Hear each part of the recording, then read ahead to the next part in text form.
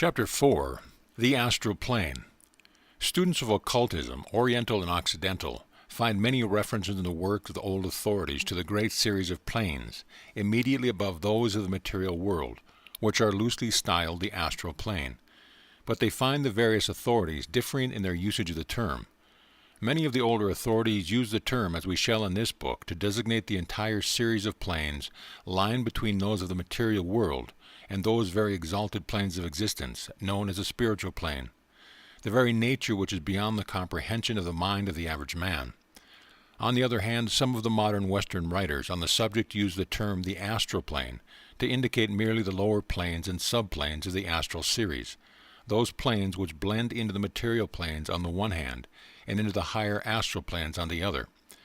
This has caused some confusion in the minds of those beginning the study of the planes above the material.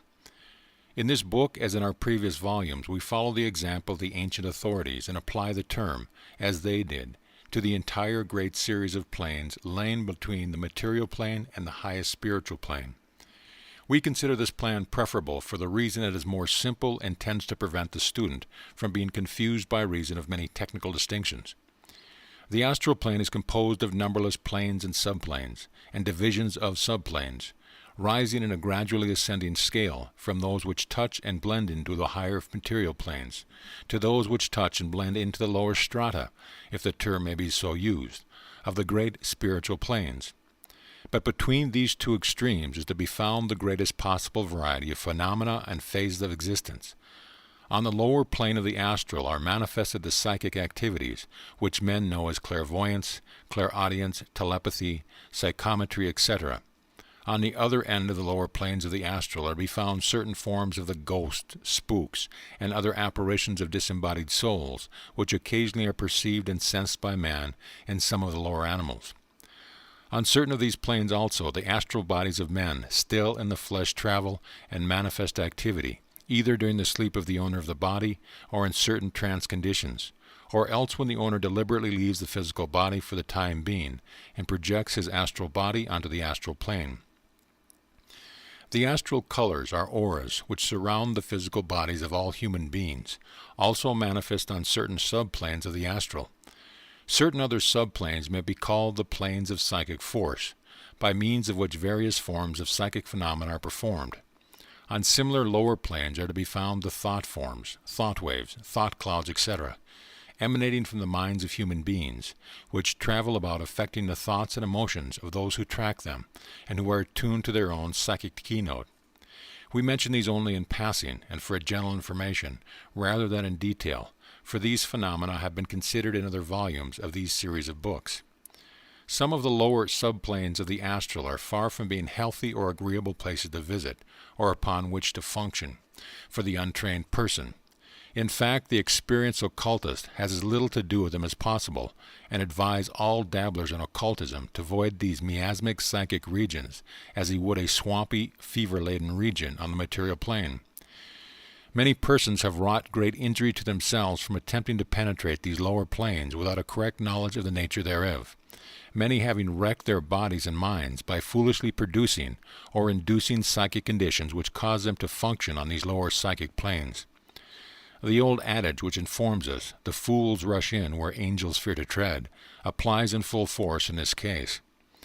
Some of these lower astral subplanes are filled with astral forms of disembodied human beings, the higher principles of whom are still attached to the astral body, and which are held earthbound by reason of the attraction of the material world.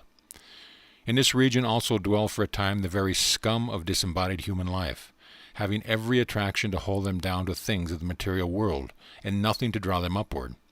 It is pitiful to see persons, who would not think of associating with this class of person in the flesh, nevertheless welcoming psychic intercourse and communication with the same class in the astral, accepting them as blessed spirits and beautiful souls.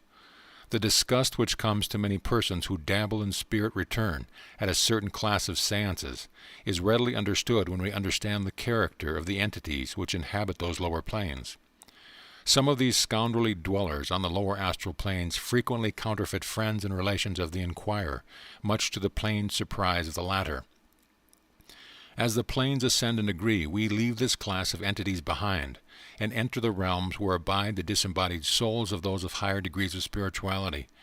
Higher and higher rise the scale of planes and subplanes, until at last are reached the realms of the blessed, the temporary abiding place of those who have attained a high degree of spiritual development, the heaven worlds, which the religions of the race have sought to define according to their creeds and tradition.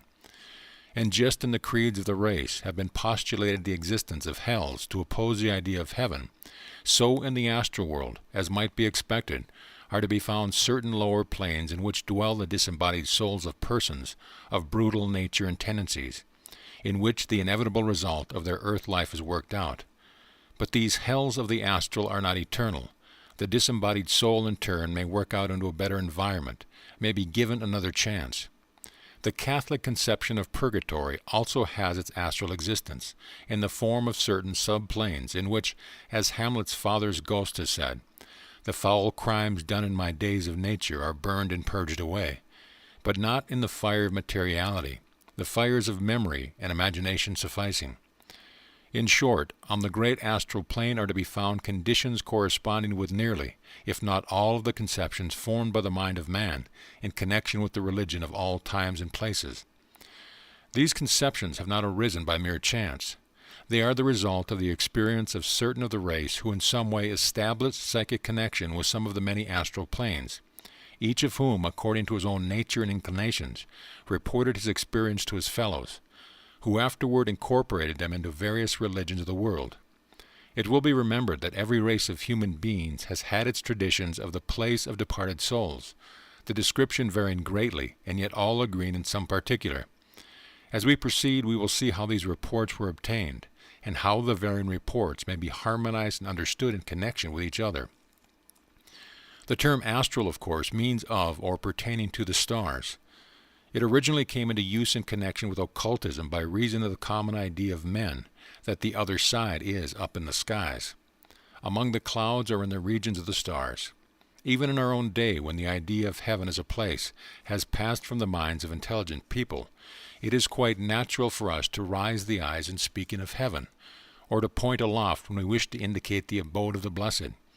It is difficult to shake off the habitual concept of the race, and while we know better than to suppose that there is any special up or down in the cosmos, still we have the old inherited race habit of thought, which causes us to think of the higher realms of the soul as up toward the stars, and in a similar matter the old term astral has persisted in occult terminology.